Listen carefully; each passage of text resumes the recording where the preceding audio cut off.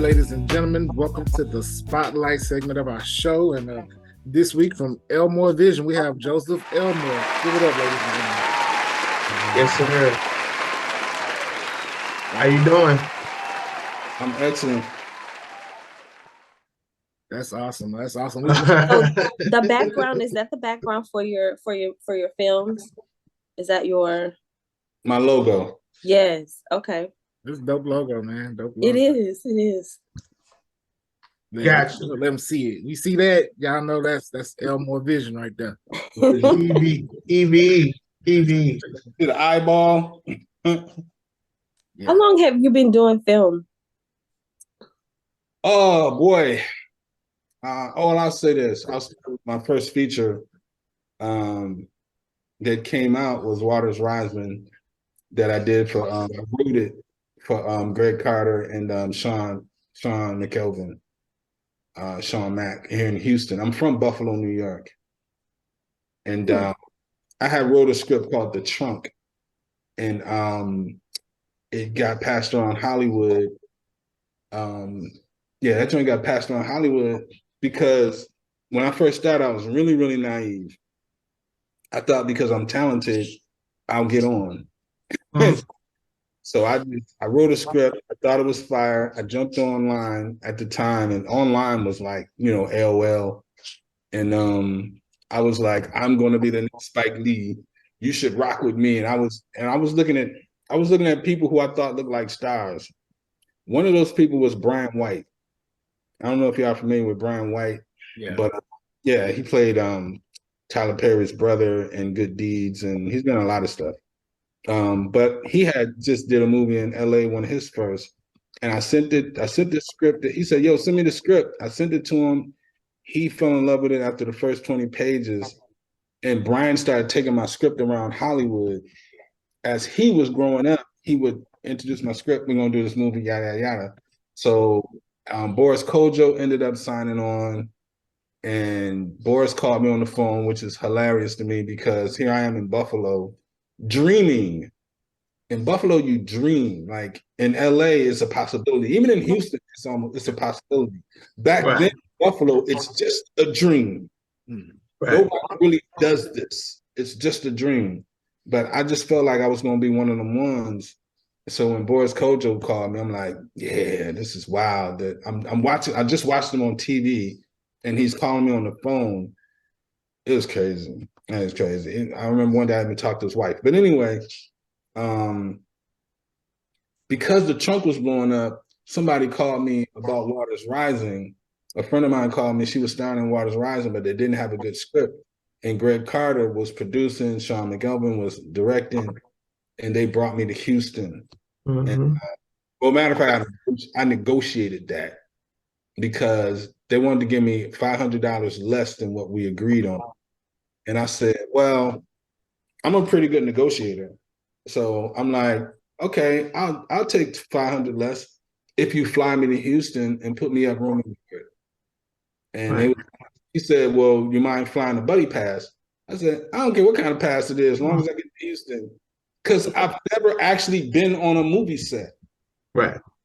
So I want to get college, but that's not the same thing. So I got to be on a real movie set of a movie that's going to be out later on this year. And I wanted to do that. So he flew me down here, and that's how everything started. And that was 2005.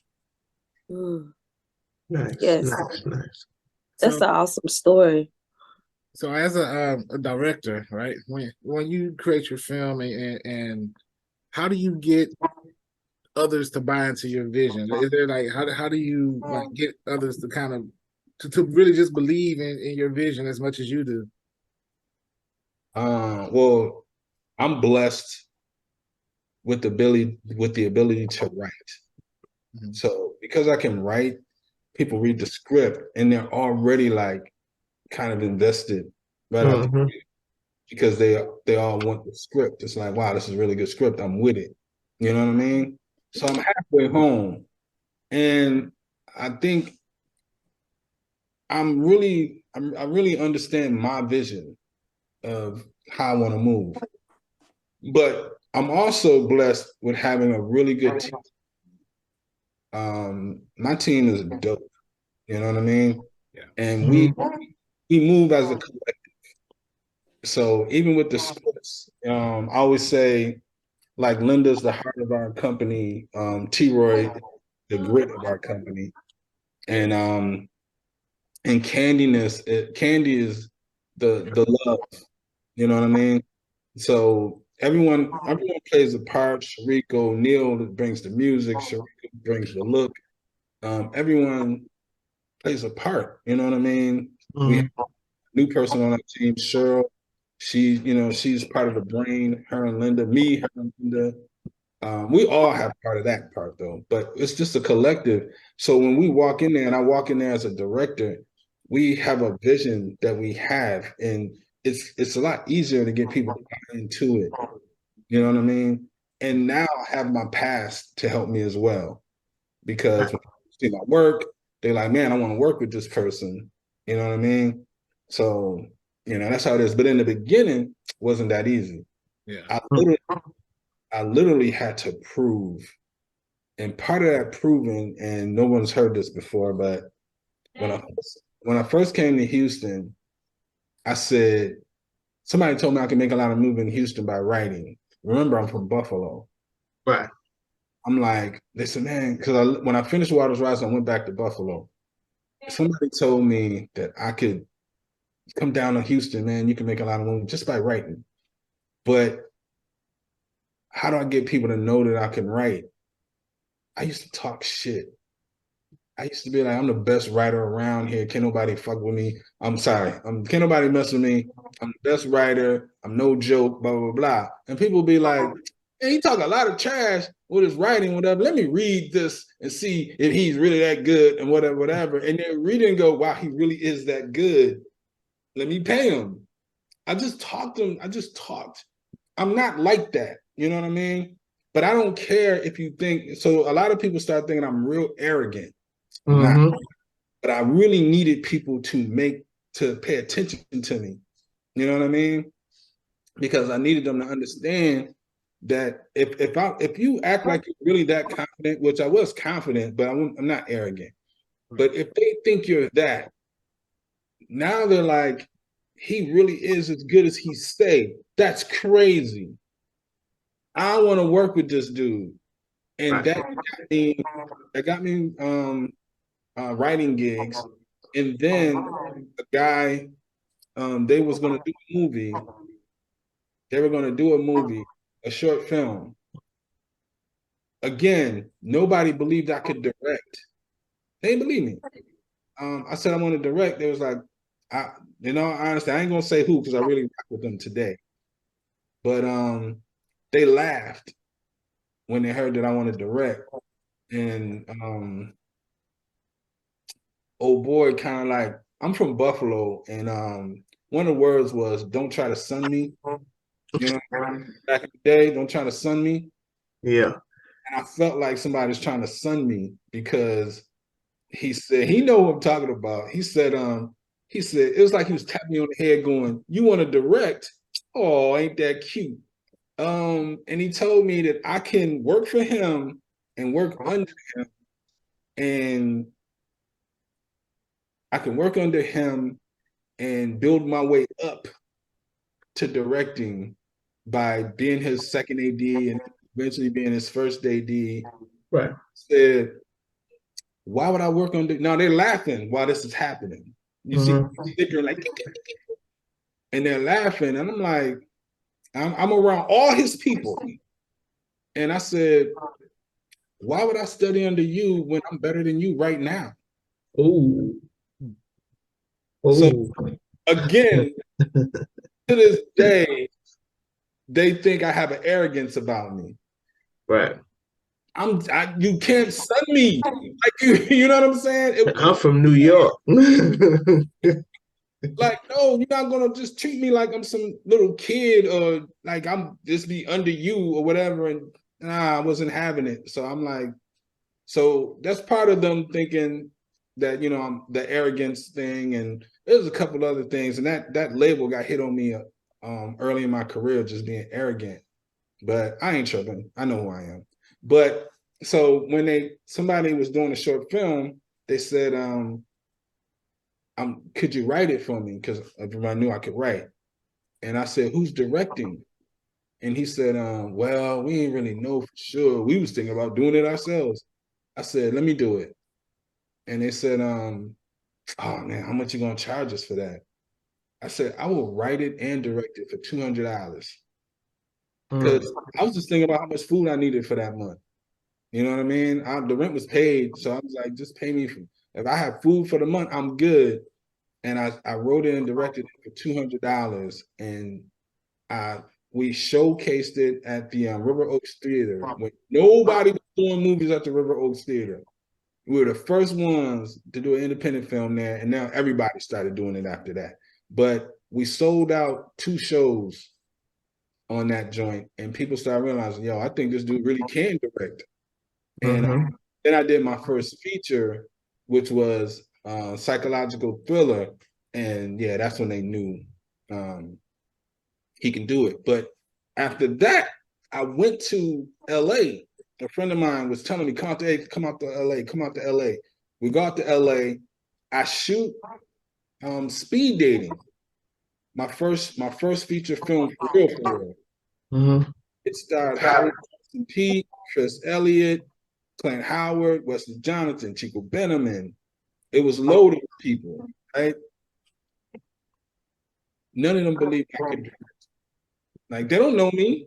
Like, I got a name, and then I come out to LA and I'm shooting with all these name actors. The first day or two, they realize, yeah, he really knows it. Because the first day, usually you go slow on set, and it's a filling out mode. Man, my first day, I was like 4 hours ahead of schedule. And by day 3, I was like 2 days ahead of schedule. And so they just realized, man, he really know what he's doing. And I even remember Holly Robinson Peete testing me. And I asked her to step backwards on when Wesley comes to the backyard in the movie. And she said, why would I do that? And I explained to her, if he was to come through the front door, that's normal. People come to your front door, knock, front door. If you in the kitchen and you see somebody in your backyard, it makes you go, who's that? You know what I mean? And when she understood that, she understood, okay, he really has a vision. He really understands what he's doing. You know what I mean? You don't have to agree, but as long as you know that I understand what I'm doing at all times, a simple thing like stepping back, I understand why I want you to do it. You know what I mean? So that's part of the getting people to believe in you and understand, you know, if that explains your question. Man, awesome. That's good, man. That's good. You gotta have communication and trust amongst your people. Absolutely. But you stay on set all day long and you just trying to get that one scene out the way, and that one scene turns into 2 hours, 2 hours turn into 3, 8 before you know it's the next day. But it's all teamwork. That's good, man. Now let's take away and let's go back. I saw you rapping on Instagram. Yeah, baby. We're just gonna go right into it. So, Right. all right, I gotta ask you because you're from New York. No doubt. Who is your Mount Rushmore of rappers? Dead or alive? Don't matter. You know, everybody got their own personal. You know what I mean? Okay. For mine, it's pretty easy. It's Jay-Z, Biggie, Karis One, and Rakim. Oh, that's good. All right, that's good. That's good company.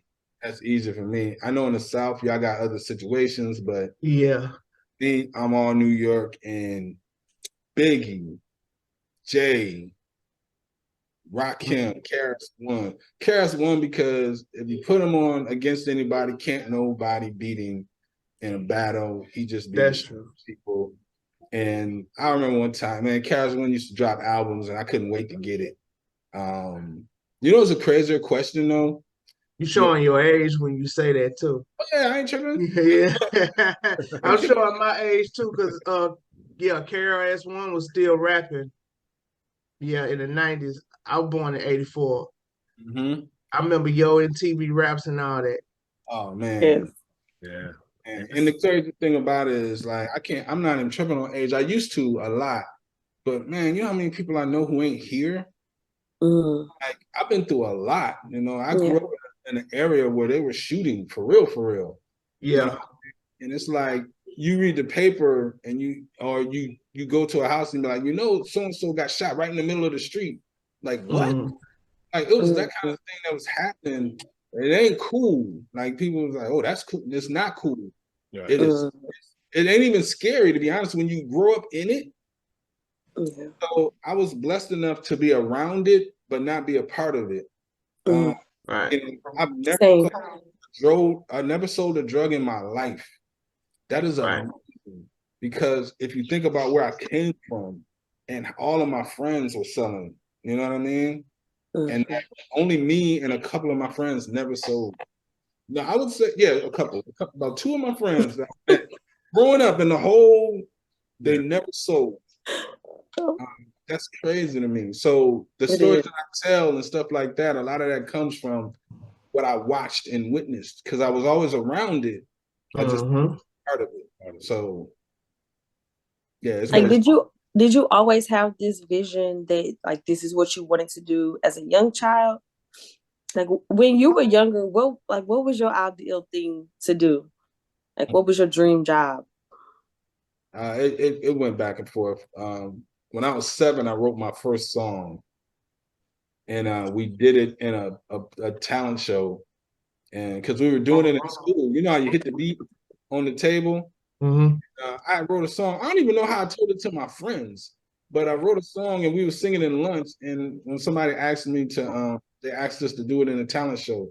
So that was my first song I ever wrote. And I used to write poetry. I used to draw comic books and stuff like that as a kid. Nice.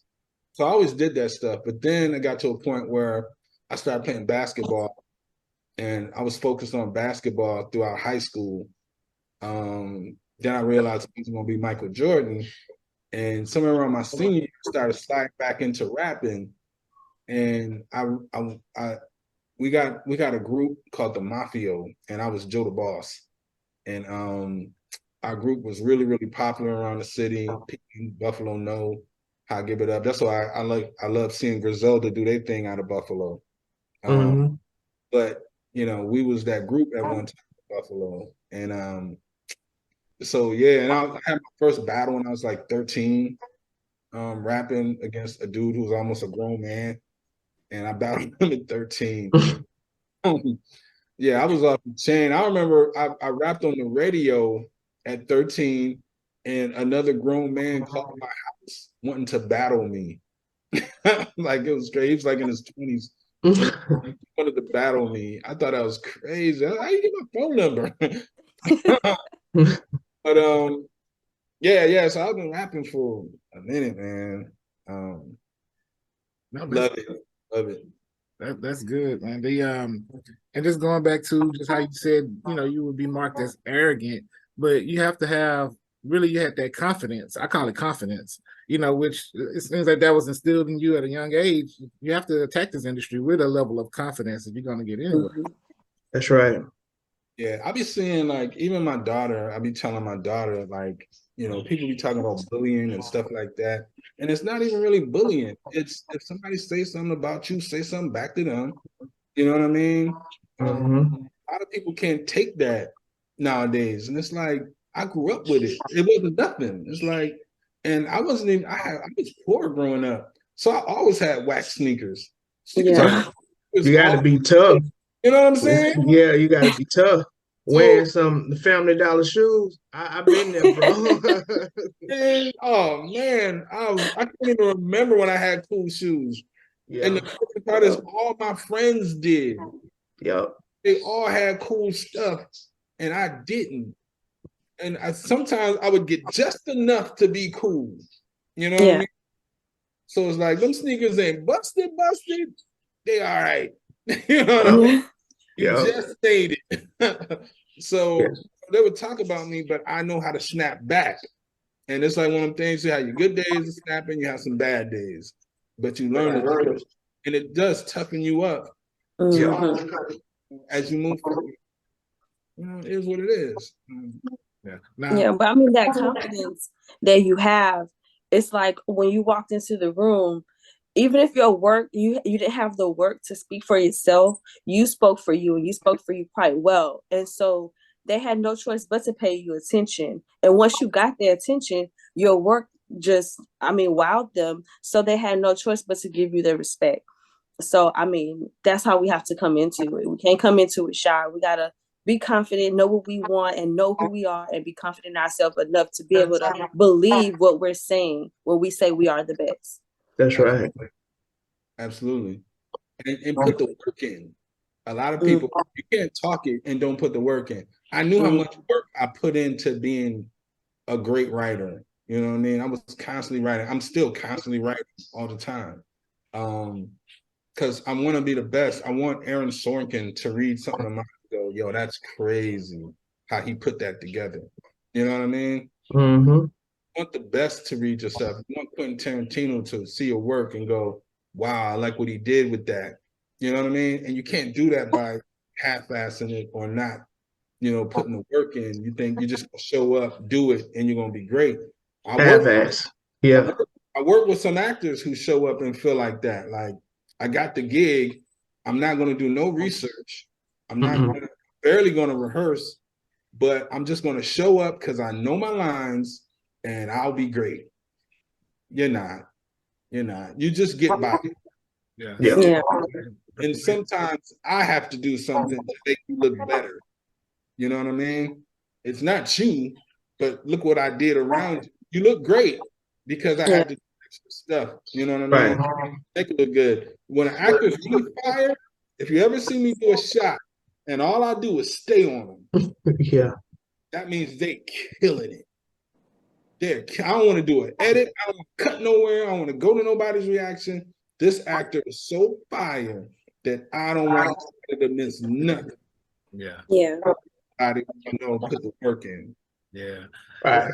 As you mentioned that, what are your thoughts on the current actors and writers strike especially with everything coming with AI technology and everything? I think obviously they all have a point. Everybody has a point. It's tough because I also as a business owner, everybody wants more money, right? Right. Right. Right. As a business owner, your job is to make money. It's your job. Like that's why you gotta make money. Sorry. And so everyone sees you making money, and they're like, well, I want some of that because I put in my work. And you deserve it. You know what I mean? That's why I said I understand both sides. I get it. So I think the writers should get more money. Like I understand it. I think they deserve more money because anytime if it's more for you to get, I think you get what you can negotiate. You know what I mean? If they can negotiate more, great. You know what I'm saying? I think it's great for them. I think the whole thing is great for independent filmmakers right now because since there's nothing else new coming out, everyone's going more and more to streaming. Which what I was saying was with streaming, they say they can't monetize it. They can't really figure out how to give the writers their money. I don't know how that's true because if the music people can get their money through streaming, Mm-hmm. Mhm. why wouldn't the writers be able to get their money through streaming? Right. You know what I'm saying? And I mentioned this I was talking to Greg Carter the other day. And he was telling me his thoughts on it. And I said that to him. And like, it makes you think. Because you said you can't figure it out how to pay them through streaming. Mm-hmm. But the music people get paid through streaming. Right. So I think it's a little bit of BS on that, but Mm-hmm. I think they're going to work it out. I think they're going to work it out either before Christmas or sometime around February. Sometime, yeah, next year, yeah. Because it's crazy. Because they paying the AI technicians that to run they from what I heard from a reliable source, 900,000 a year. Like someone to work in the AI department in Netflix. Like that's jobs offers that they got going on right now. So it's like you'll get that much money to like your AI Tech, department or yeah, your AI tech or whatever, yeah. but you can't give it to the actors or the writers or the Yeah, you directors. could split it up and I mean pay the Yeah, people who actually doing the work instead of trying to hire one person to remake everybody yeah. and then pay this one person this huge lump sum amount. Every It's year. just Yeah, it's 900. ridiculous. Yeah, 900,000 a year. That's all Crazy. the actors are asking, and right, that's all they're asking for is just fair pay and to be able to control whether their likeness is being used.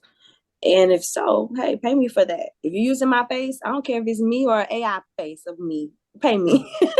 All right. So when you're talking about AI, right, you're saying that they're paying, you said 900,000? 900,000, like for I guess the person to actually, work on it, the text, the AI text of however, 900,000 a year. How much of that is saving Netflix money? It's a business. Yeah. That's It is. true. So let's say it costs Netflix $3 million to get extras and all that other stuff, but they could pay one guy 900,000 to get the same thing. Yeah. But I guess it's like, where's the humanity in it? It's like, There's none. that's what I'm saying. What's There's you none. you pay I one don't believe person. in AI, Yeah. It's but like the humanity. Yeah.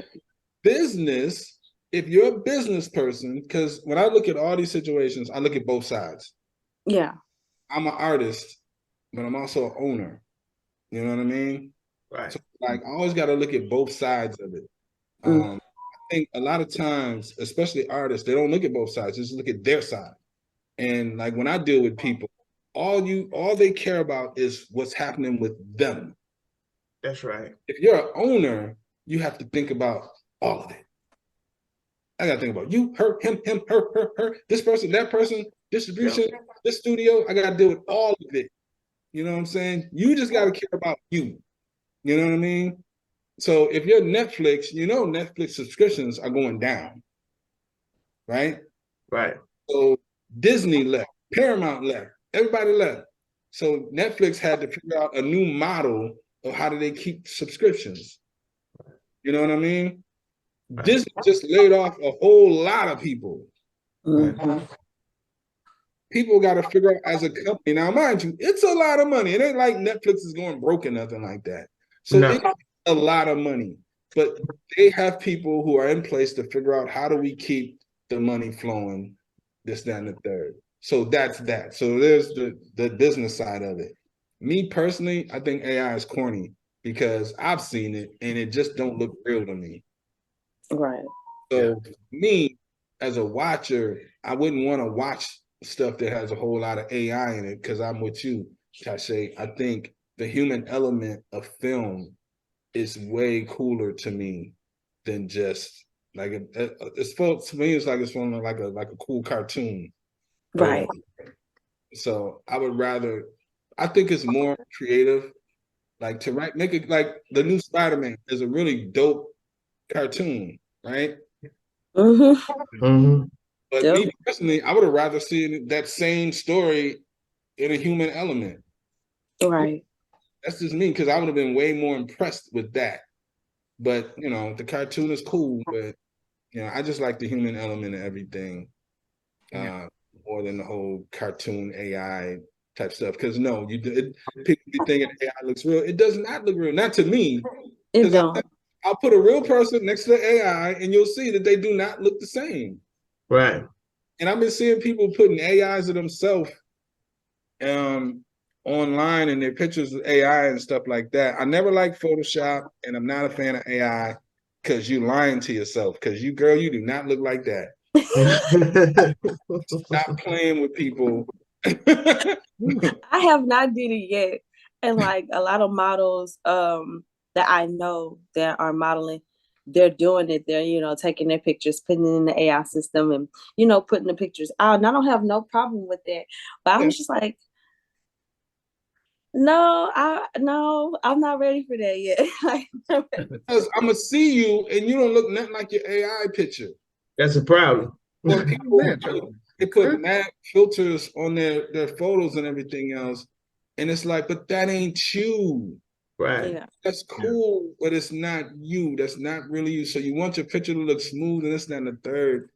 And it's like, I think it's really cooler if I see somebody's picture that really looks like them, and that looks beautiful. And then you learn how to be appreciative of who you really are. You know what I mean? I think that's a perfect segue into my next question here. So let's go ahead and talk about some of your movies. Now, what can you tell us about the movie 10 Reasons Why Men Cheat? Yes, sir. Yes, sir. Let's get into it. Thank you, Chris. Yeah. Crazy part about 10 Reasons is after I finished speed dating, I was like, what am I gonna do? What's my next project? And I was like, I want to do another comedy. But my movie The Trunk, it looked like it wasn't gonna get done. Remember, I said I had Boris Kojo attached. So I said, I'm gonna write a movie just for Boris. So I wrote 10 Reasons Why Men Cheat with Boris as the lead. I sent it to Boris Kojo, and I don't know why I didn't take it. My relationship with Boris Kojo is so dumb on my part, not his. Anyone who thinks Boris Kojo is a good guy, he's a great father, blah, blah, blah, they are absolutely right. Boris Kojo is one of the coolest people I've met in this business. My relationship is my fault, not his. Working with Boris makes me nervous at that time. It made me nervous. Only because I know the process of making The Trunk was long. It was 3 years. I don't want to go through this again. And Boris wanted me to partner up with him. I skipped some stuff. Anyway, I wrote 10 Reasons for Boris. I'm in Atlanta. He's in Atlanta. He's like, yo, come through, bring the script. Don't send it over the email. Come through. Why not? Why didn't I do it? I told my boy, hey, on your way back from work, because he had a house in Atlanta and like he rented rooms and stuff like that. So I got to come through, stay there when I was in Atlanta. So I was like, on your way back from work, here's the script. I sent it to him on email. I said, could you print it out, take it to drop it by Boris Kojo house? So he did. And he met Boris, blah, blah, blah, blah, blah. And me and Boris, we had stupid, he invited me to play basketball one time, and I was like, I didn't get the message or some nonsense. We met. I mean, I hung out with Boris on the set of The Gospel, by the way. Okay. But anyway, I wrote 10 Reasons Why Men Cheat for Boris Kojo. He read it, loved it, wanted to do it. He wanted me to be his writing partner. And I said, nah, I already got a partner. What the fudge? You did what? It happens, man. It happens in the moment. You like, why did I do that? I know why I did it. It still was dumb. Yeah. And I didn't want to go through that long process of making movies the studio way. And to be honest with you, when someone's being stupid, follow the money. At that time, I was broke, and I needed money. I want to make a move now. And I didn't want to go through a long process of making movies. So I said no, because I did have a partner. I didn't want him to feel a certain way, which I should have, hindsight being 2020, I should have worked with Boris, and the bigger I got, I could help that person along. But I didn't think like that. I was trying to be loyal, and I didn't want to go through the process. So just a bad decision. I made it quick too. I should have said, yo, let me hit you back. Let me think about it. I didn't do that. I already got the partner. So he probably be looking at me like, man, what's up with this dude? Yeah. Because he's reached out his hand a couple of times, and it just seemed like it didn't work. It seemed like I don't want to rock with him, and it couldn't be further from the truth. I just, anyway. Yeah. But no, you chose loyalty. And I mean, it's nothing wrong with that. That speaks volume about you as a person. Because a lot of people would have been like, oh, forget my partner. Yeah. Boris, what's up? But you thought about your relationships with the people who have been rocking with you from day one. And, and that speaks a lot about you as a person. That's right. Yeah, and I'm still the same too. My people who rock with me right now, they'll tell you, like, I'm loyal to the end to them, and I'm definitely loyal to the people who are loyal to me. Like, some people might see this and be like, F him. Yeah, I'm cool with that. Because my thing is, people don't want to admit what they've done. You know what I mean? They don't want to admit that. But if you really look at, how I move, it was always solid. Until I'm the type of person that sometimes I play possum just to see what people gonna do. You know what I mean? Yeah. And when you see people like really try to take advantage of you or really try to play, man, and then they find out that, oh shoot, he bite. You know what I mean? Yeah. It's like, I don't know what to tell you, but just pay attention to what you did before I got to that point. Because I'm the type of person that takes a lot to get me there. But once I am unforgiving. Yep. Yeah. Unforgiving. Because it took me a lot. I gave a lot of chances and be like, yo, I'm chilling, I'm gonna let that rock, da. And then all of a sudden I'm the biggest a-hole in the world because I just won't forgive. Wait, what's your sign, sir? Yeah. Let's talk about it. I'm a Gemini, of course. Okay. I thought it was a Virgo, because Virgos be the same way too, man. That is me. I'm a Virgo, baby. And let me tell you, because I'm like one of the nicest people, and I'm so like straightforward. Like if I don't want to do it, I'm be like, hey, bro, I don't want to do it. You know what I'm saying? If I rock with it, if I say I rock with it, I'll rock with it, and I'm gonna rock with it till the wheels fall off. But one thing I don't like, because people that are nice, people that are sweet, people that are soft spoken, people who don't always make a lot of noise, sometimes they be the one that people feel like they can run over or talk to any kind of way or whatever, and like people be like, she always quiet, she'll never say nothing. But as soon as you shoot some sideways stuff my way, I'm like, hold on, wait, no, I caught that. You ain't gonna get away with that. Hold on, wait, let's talk about it right now so we can get this straight. I wouldn't say nothing. I wouldn't say nothing at the moment, but when I get at home, I'll be like, man, I should have got on his ass. I should have got on his ass. Next time I see him, he say hi to me, I'm gonna get on his ass. It's crazy. As a writer, sometimes I do miss the moment. Yeah. And I use it in my writing. Like, I'm gonna say what I was gonna say. It's like fuel, it's like motivation. You take that and put it in a different way.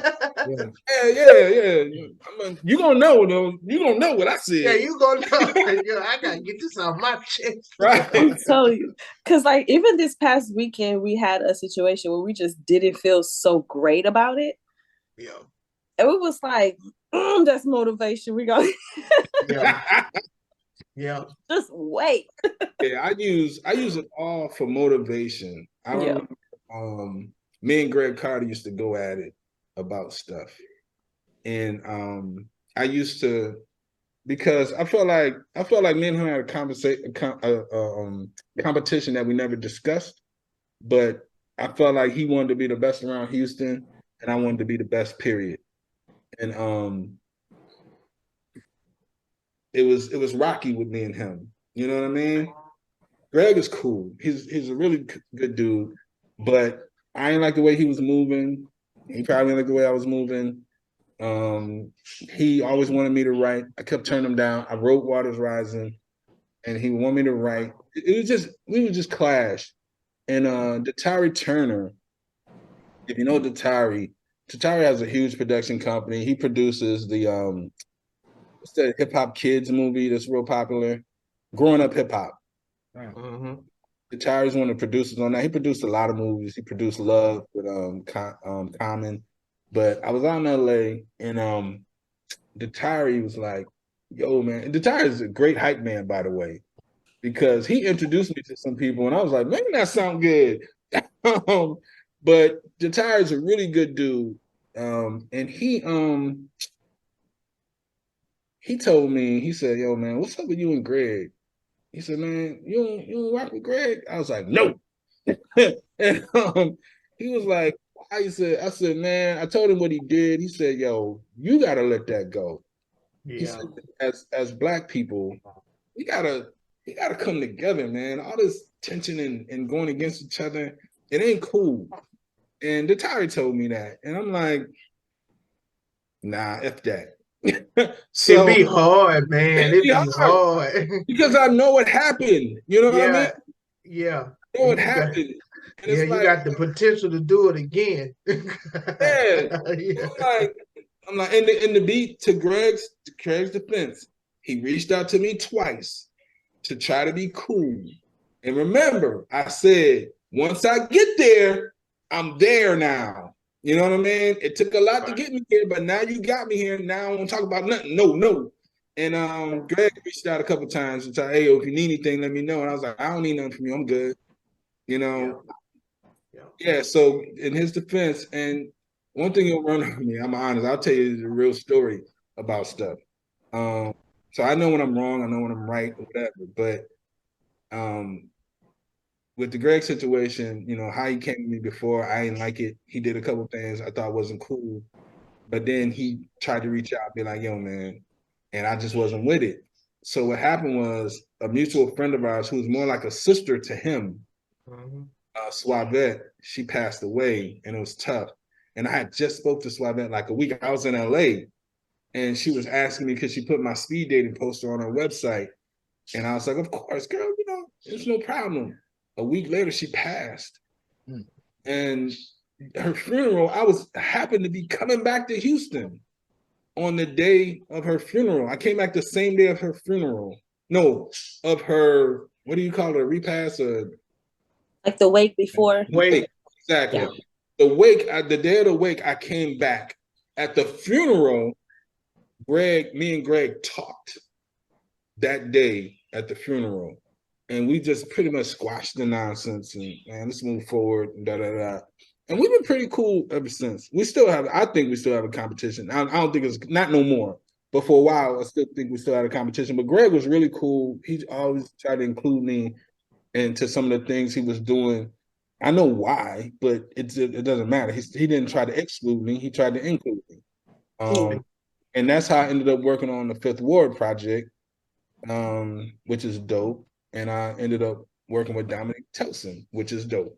So squashing the nonsense has helped me move forward. Like I haven't needed him like that, but the fact that we're cool is it's better than us not being cool. You know what I mean? Nice. So me and Greg, we've seen each other in Florida and chilled, and you know, it's a cool. And I know some people be like, Joe and Greg are cool, because I used to really not, like, vocally not rock with him. Yeah. But again, you grow up, you mature, and you know, it's all good with us, man. We real straight. We like to see that, you know what I'm saying? Because at the end of the day, it's like whenever we have that negative pull towards, you know, it takes away from our creativity, it takes away from our opportunities, it takes away from our blessings and all kind of things. And so moving forward and moving past that is like moving on with life. You know what I'm saying? So I applaud you on that. Like, That's good, man. you know what I'm saying? Because you didn't have to do that, you know, and you did. You took the step. He took the step, and Yeah, he did too. We both took the step. yeah, So it wasn't just me. But like I said, he had tried to reach out, to his credit, a couple times. But like I said, I'm once I'm there, it's a problem. But so about just real quick, being negative with all this, I don't rock with this person. I don't like this. It's a weight on you. It is. It's a weight, and it's like you would love to get that weight up off. Unfortunately, when you're a boss or owner, it's just You're not one chip off, another one jump on. Yeah. You know, it's really tough because so many people want what they want. And when they can't have it, they feel away and blah, blah, blah, and then they try to do snake stuff to you. There's so much that happens. And I really, if you're ever around me, I really be trying to chill out. And I don't really try to let the nonsense bother me because it can be daunting. And so it's like, it really ain't that serious. So I just be trying to chill out. But sometimes people won't let you. They just won't let you chill out, you know? But anyway, you had a question there? Yeah, no, I was gonna ask you, so this the movie, why do men cheat? I mean, we're gonna have to get into it. All right, let's go right to the movie. Yes, why do men cheat? We gotta figure this out. We need this for the ladies. Here's my thing. When I was in Atlanta, I was living in Atlanta, and everywhere I go, every party I went to, women, I don't care what we could talk about sports, anything, politics. Somebody would say, yeah, okay, but why do men cheat? Every party I went to in Atlanta, that would come up no matter what happened. And I said, man, if I wrote that movie, shoot, I'd sell in Atlanta alone, right? So I was like, all right, cool, I'm gonna write it. The thing about cheating, as far as when it comes to men, is I'm gonna tell you the stuff that I know about that women don't know and dudes don't want to tell. And sometimes dudes don't even understand themselves. So when I talk about the torch, that was one of my biggest ones, the torch. Because older men tell younger men the stupidest way to deal with women. Yeah. And they show them the wrong way to deal with women. They don't teach young men the right way to deal with women because they don't know. So the torch gets passed around the wrong way. And women end up asking men to do things that they're not equipped to do mentally because they were never raised like that. They were raised, listen, bitches ain't shit but hoes and tricks. That's the kind of thing that young men, when I was a young kid, older dudes would tell me, man, don't tie yourself down to one woman and this and the third. I remember being in a group of men and guys saying like, if God wanted men to be with one woman, he wouldn't have made so many women beautiful, and there's more men and women in the world than there are men. And y'all know what I'm talking about. Yeah. So, we grow up with these conversations amongst men that women don't even know about these conversations. Yeah. And it's like, don't tie yourself down with one and keep your main girl. They tell you this. Keep your main girl. If you keep your main girl happy and you do the sexual things to make her good, she ain't going nowhere. So you can go ahead and have your fun, try to be respectful when you have your fun. These are things that we're being told, you know what I mean? And so that's where a lot of the cheating comes from, is like how you were raised, you know what I mean? And what you saw with your uncles and your father and your grandfather and stuff like that, and what you learned. So that's one of the reasons. Ready, set, hold up, women. Hold up, wait a minute.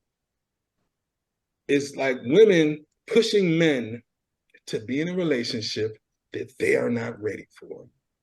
And a man will try to say, I don't know about yet. And the woman be like, well, we got to make a decision because what we going to do? And this, and the third, he ain't ready.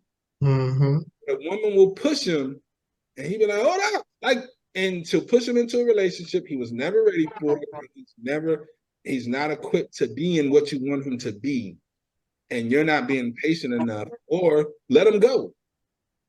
But ready, step, hold up, wait a minute. So those are things that I put in the movie that in an entertaining way that I thought was, educational for women.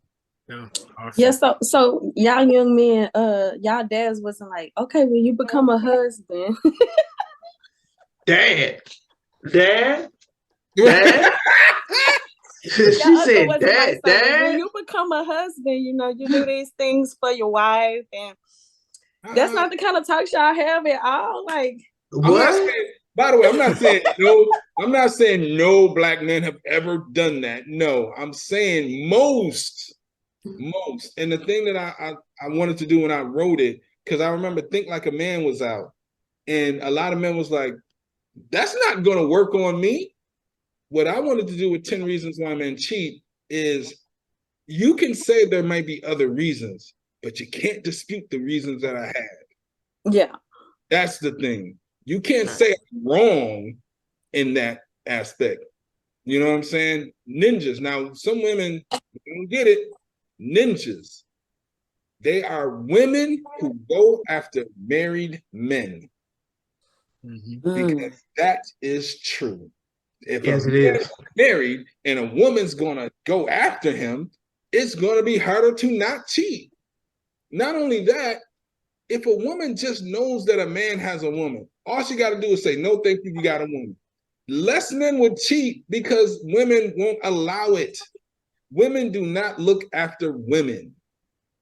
No. That is a huge problem when it comes to cheating because you know he got a woman, you should shut it down, but they don't.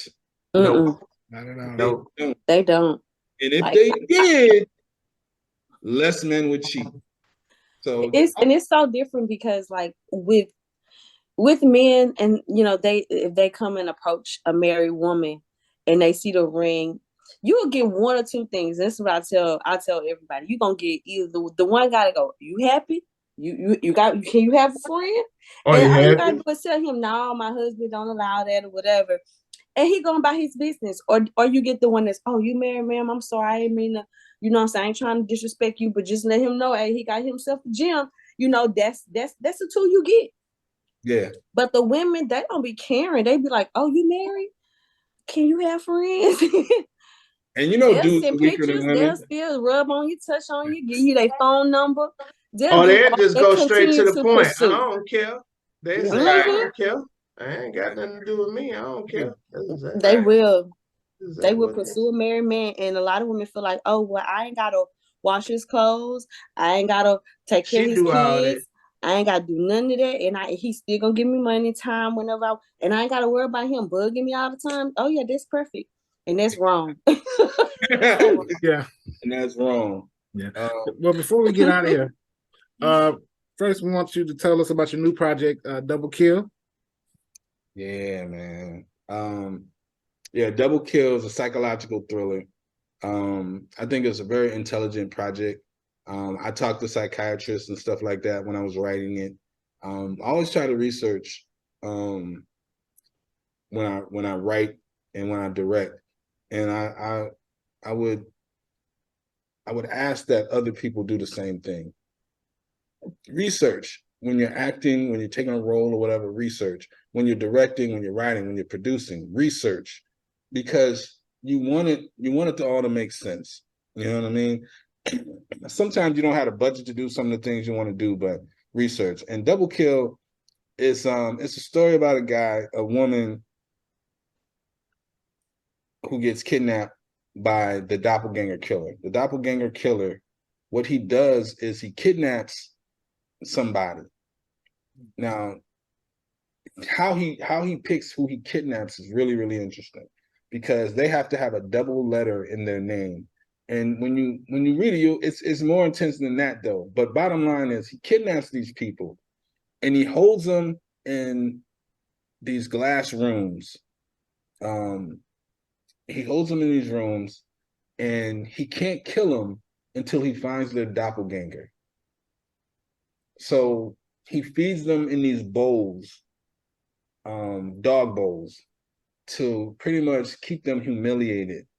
But you're gonna eat. And he also puts drugs in the bowls to keep them out of it. You know what I mean? Yeah. So, and when it's time, when he finds the doppelganger, he body paints them both. He kills them and body paints them, and he puts them on display for the world to see. So as artwork. And so that is his work of art. And he is the DGK, the doppelganger killer. And what happens is he kidnaps the FBI agent's wife. And now the FBI is on the hunt for him even more so than normal. And because they got to try to find her doppelganger before he does, you know what I mean? In an attempt to try to lure him out so they can find her. Nice. That's really nice. He looking like Let me try to follow that. Okay. So, I can't wait. I'm telling you, this man has some amazing work. And if you have not seen any of his work, you are doing yourself an injustice. Like, you have to check out some of this man's films. Yeah. I try not to be predictable in what I'm going to do. I love doing crime dramas. You know, I think we need to stop calling them hood movies because it demeans them. You know, Yeah. and the problem with us is we love to demean each other. You know what I mean? It's like white people will have the same type of movie and it's a crime drama. When we do it, it's a hood movie. What are we doing? It's a crime drama. Okay. But I love doing those type of movies. I'm a Scorsese, Tarantino type person. yeah. So I love those type of movies, but at the same time, I feel like I'm eclectic where it's like I can do a comedy. I can do a comedy. I can do a love story. Those are the type of movies I love.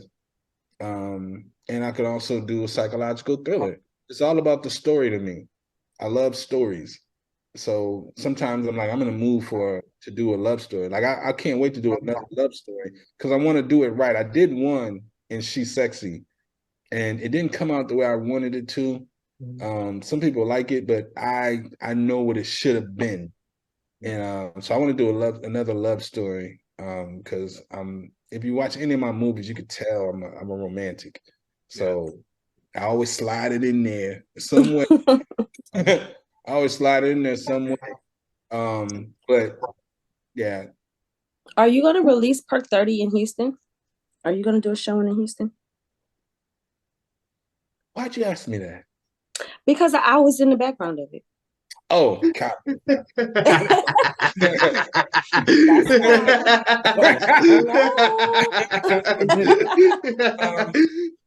Nah. It's in Dallas. Right. Yeah, Okay. the premiere for Perk 30 is in Dallas. It's because we're working so much, we just don't have time. Yeah. To put it together. We're trying to put an infrastructure together to where that can happen. But we got 3 movies coming out in the next 3 months. Perk 30 is coming out in October. Everybody Hates Christmas coming out in November, and Guns Down is coming out in December. When are we gonna do a movie premiere? You know what I'm saying? And we're shooting bars in October. Right. You know what I mean? So the only time we could do it is now. We're in pre-production on bars right now. Yeah. And so one of our stars, my boy Tyrone Betters, who I really respect, he's one that leads in Perk 30, and he wanted to do his own party. And I told him I support that. Like whatever you need. He said, "Really?" I said, "Yeah." I said, "You want to show the movie? I'm with it." And he was like, "Word?" And I'm like, "Yeah, I'm not going to give you the movie, but if you're going to do something in Dallas, I'm with it." And he arranged it, put it together. And so we're just going to go out there, support him. I'm going to send the movie so we can look at it in Dallas, make sure it fits the screen and everything. And, you know, it should do the premiere in Dallas, which is dope because it helps us fan base, build the fan base out in Dallas and everything, And so I think it's a really cool thing to do. That's awesome. We're gonna have to come out to one of your premieres and do media there, because you have some great work coming out. So please keep us in mind for media. Also, we are all actors on this show, so hey, yeah, all 4 of us act. Joff, this is Chris, Mike. We all act, and we like to work together. We do some things separate, but we like to work together as well. And when we get together, we're gonna be acting up. So all of y'all snubbed my auditions. Oh, I see what's going on. Oh man, I didn't even know anything about it. I didn't know nothing about it. I had some things that was out of my control. I didn't know anything about it, brother. God put me on pause. Blackballed. We've been blackballed from the show. Ain't nobody showing us no love. Got you. Okay.